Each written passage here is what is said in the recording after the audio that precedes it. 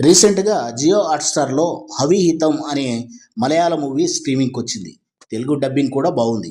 Black comedy థ్రిల్లర్‌గా వచ్చిన ఈ movie review తెలుసుకునే ముందుగా మన ఛానల్‌ని లైక్, షేర్, సబ్స్క్రైబ్‌తో పాటుగా కామెంట్ కూడా చేస్తారని ఆశిస్తున్నాను. కాదేది కవిత కనార్వం అన్నట్టు మలయాళ ఫిల్మ్ మేకర్స్ చిన్న చిన్న ఇన్సిడెంట్స్ కూడా కథ రూపంలో చెప్పేస్తుంటారు. క్లైమాక్స్లో తేలే చిన్న పాయింట్ చుట్టూ క్యారెక్టర్లను విస్తరించి దాన్నొక మెయిన్ స్టోరీగా మార్చేస్తారు.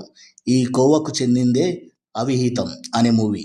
కథ విషయానికి వస్తే ఇది కేరళలోని ఒక మారుమూల గ్రామంలో జరిగే స్టోరీ. మన విషయాలు తప్ప అందరి విషయాలు చర్చించుకునే, టైంపాస్ చేసుకునే ఒక మసాలా బ్యాచ్ ప్రతి ఊరిలో ఉంటుంది.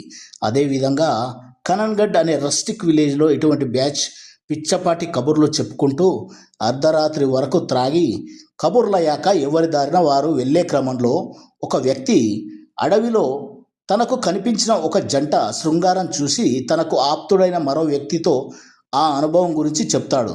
దాంతో అతను కూడా ఆ రాత్రి కాపల కాసి ఆ దృశ్యాన్ని చూసి అందులో ఉన్నది వినోద్ అనే అబ్బాయి అని, అమ్మాయి నిర్మల అని, ఈ వివాహేతర సంబంధం గురించి నిర్మల ఇంట్లో వాళ్లకు తెలియజేస్తాడు.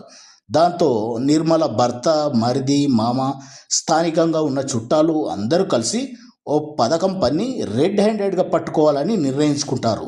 ఈ క్రమంలో ఏం జరిగిందనేది మూవీ చూసి తెలుసుకోవాల్సిందే. మూవీ చూశాక నాకైతే యావరేజ్ ఫీల్ని ఇచ్చింది. ఒక కంప్లీట్ మూవీకి ఉండాల్సిన ఎమోషన్స్ ఈ మూవీలో లేవు. ప్రత్యేకించి మూవీలో బలంగా పితృస్వామ్య వ్యవస్థ చుట్టూ బలంగా అల్లుకున్న కథ కావడంతో ఎక్కువగా మేల్ క్యారెక్టర్స్ వాళ్ళకుండే అనుమానాల చుట్టూ అల్లుకున్న కామెడీ పెద్దగా వర్క్ అవ్వలేదు.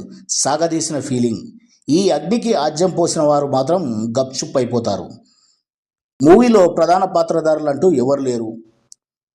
అన్ని క్యారెక్టర్లు పేరొందిన నటులు కూడా లేరు. సమాజంలో ముఖ్యంగా విలేజ్లో ఉండే ఈ టైప్ ఆఫ్ క్యారెక్టర్స్ను బలమైన కాన్ఫ్లిక్ట్ లేకుండా సినిమాగా భరించడం అంటే కష్టమే.